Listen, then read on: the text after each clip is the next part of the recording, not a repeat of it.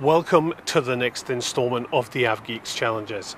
As you'll no doubt remember from the Duxford Dogfight series, it ended in a resounding Grand Slam win for me, and I'm hoping to continue that success in this round. The Supersonic Showdown.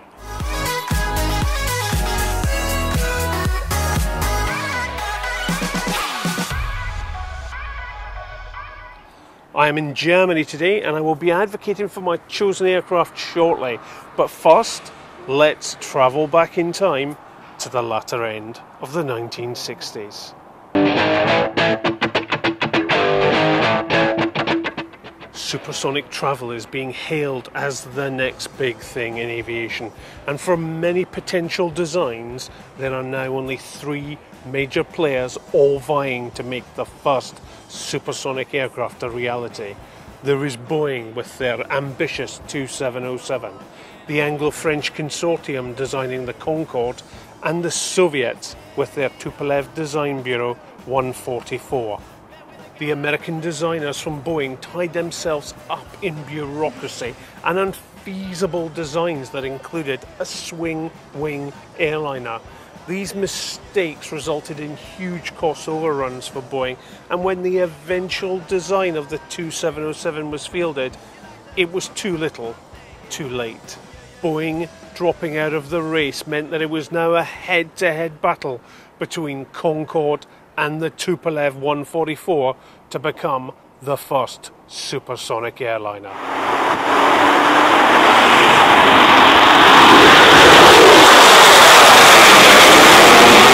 I am standing in front of what many describe as the first and only supersonic airliner. This aircraft behind me is Concorde's serial number 007, and it was first delivered to Air France in April 1976. The sleek lines of this aircraft are still recognised across the globe as the height of opulence in supersonic air travel. However, this aircraft was actually a failure, and it came second in the Supersonic Showdown. It was the second supersonic aircraft to get off the ground. It was the second supersonic aircraft to shatter the sound barrier, and it was the second to fly beyond Mach 2. It was also the tortoise in the supersonic aircraft speed stakes, just managing to edge over Mach 2. But why am I telling you about all of the failures of the Concorde project? The reason? I'm not advocating for the Concorde.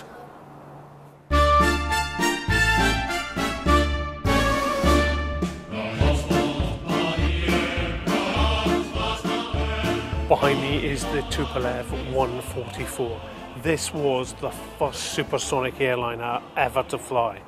This aircraft behind me is the only example of this aircraft on display outside of Russia, and I hope to convince you that despite its flaws, this was the most groundbreaking of supersonic transports. There was significant rivalry between the Concorde and the Tupolev 144 teams to deliver the world's first supersonic transport, or SST. The Soviets scored a huge PR win when the Tupolev 144 first flew on New Year's Eve 1968, more than 2 months before the Concorde. It continued to beat its competitor to the accolade of being the first aircraft to go supersonic in June 1969, some 4 months before the Concorde achieved that milestone.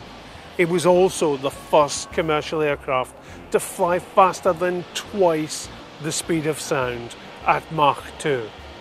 It was long suggested that the Tupolev 144 behind me was a carbon copy of the Concorde, with tales of intrigue and espionage being suggested.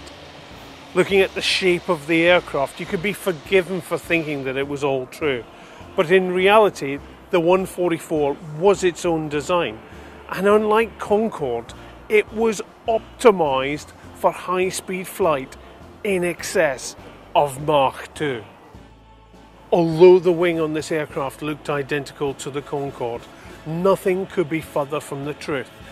This wing was designed and optimised for high-speed flight, making the 144 have a faster maximum speed than Concorde at Mach 2.2. It was also designed to fly in constant afterburner rather than Concorde's much lauded Super Cruise. However, the Soviet obsession for speed meant that the 144 sacrificed a little range and had to have the moustache canards at the front of the aircraft. These canards, which only deployed at lower speeds, were there to increase the lift and controllability of this optimized high-speed wing. These became a key feature that differentiated the Tu-144 from the Concorde. Whilst this aircraft had a troubled commercial life, with the focus only being on one route from Moscow to Almaty in Kazakhstan, the tickets were priced as low as a subsonic airliner, and it continued in commercial service until 1982. This should have been the end of the Tu-144 story, but the aircraft found a new lease of life training cosmonauts for the Buran project, which was the Soviet reusable space orbiter or shuttle. This role, unfortunately as well, came to a slow end as that project was also cancelled, and almost all of the remaining 14 airframes were put into storage in 1995. But the 144 story doesn't end there, because NASA in the early 90s, in partnership with Tupolev, Rockwell and later Boeing, decided to invest $300 million in a single airframe to have it airborne as an airborne laboratory. But after 27 flights, this aircraft, due to lack of funding, was grounded in 1999. This aircraft had a short life in comparison to Concorde, but it managed to set and hold 14 world records, and most of these still stand today. It was the first and the fastest supersonic transport ever to fly, carrying almost 3 times the payload of Concorde. Whilst it may have had a checkered commercial history, there can be only one number one. And in the world of supersonic transports, that crown goes to the Tupolev 144.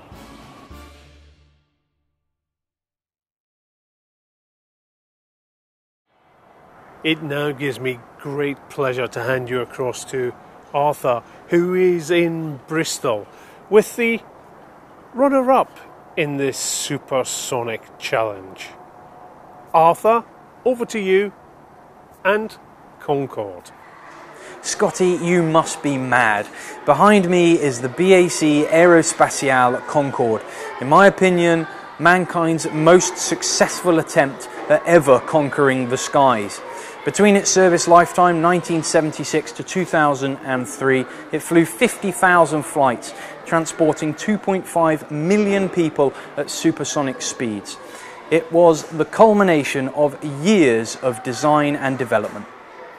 A joint venture between the French and the British, Concorde can trace its origins back to the early 1950s and the formation of the Supersonic Transport Committee, whose job it was to look into the possibilities of supersonic passenger flight. In developing Concorde, many experimental types of aircraft were produced in order to be able to test the flight characteristics of aeroplanes at high speed, but also low speed as well. Virtually everything about Concorde was revolutionary, from the tip of the nose to the tail. But let's start at the front. The white paint that surrounds the cone was specifically designed to keep air friction at supersonic speeds to a minimum and maintain a survivable cabin for human beings. The wing of the great aircraft took years of development and meant that the aeroplane wouldn't stall at twice the speed of sound, but also, more importantly, it wouldn't stall at slow speeds when approaching to land. Just above the undercarriage is the engine intakes. Now, the engine intakes are interesting because they feature one of the most technologically advanced features of the Concorde. They were specifically designed to maintain airflow to the Olympus 593s at a consistent 350 miles an hour. Not an easy achievement when the aircraft's capable of travelling at 1,350 miles an hour. The engines themselves, the 593s, capable of 28,000 pounds of thrust each. They really did put Concorde into a super league, a league of its own. And they are the powering force to Mach 2. Incredible, really. It blows your mind every time you think about it. And then you come to the back and the nozzles. These are designed very cleverly in order to optimize exhaust output for high and low speeds, but they were also designed to keep noise to a minimum. Concorde was a very, very noisy aeroplane, and the designers had to do everything they could to keep the noise down. But they also worked in a reverse thrust role as well. So when the aircraft landed, that's what would help slow the aeroplane down. So from the tip of the nose to the tail, this aircraft is just spectacular. Despite her superb characteristics, sales for Concorde were not forthcoming. At the time, the world saw the future of air transportation in flying en masse, not flying at supersonic speeds in luxury conditions. The program was also dealt a blow from across the Atlantic as well, as Boeing introduced the 747 jumbo jet. Despite these failings, Concorde set the standard for luxury air travel. Passengers could take off from London or Paris and arrive in New York at an earlier time than they left. And though she may not have been the commercial success that her designers had hoped for, she proved that we're capable of achieving things we never thought possible. Nothing since her retirement has come close to offering the same things that Concorde has. So when it comes to supersonic transports, there can be only one. In my opinion, the Concorde is the hands-down winner. It proved that man was capable of flying faster than the speed of sound in relative comfort, but it also demonstrated that we're capable of pushing the boundaries of what we know possible. So from this tortoise here at the Aerospace Museum at Bristol Filton, it's back to you, Scotty, at the Sinsheim and that Russian jet. What was it called again? Thanks, Arthur, and thank you all for watching the Supersonic Showdown. You can now vote for your favourite supersonic transport on our Twitter poll at TheAvGeek's Aero feed. And remember, if you liked this video, you can see more of our mischief on the TheAvGeek's Aero YouTube channel or on our site at TheAvGeeks.com. It's goodbye from me here in the Sinsheim Museum in Germany, and may the best aircraft win. Goodbye.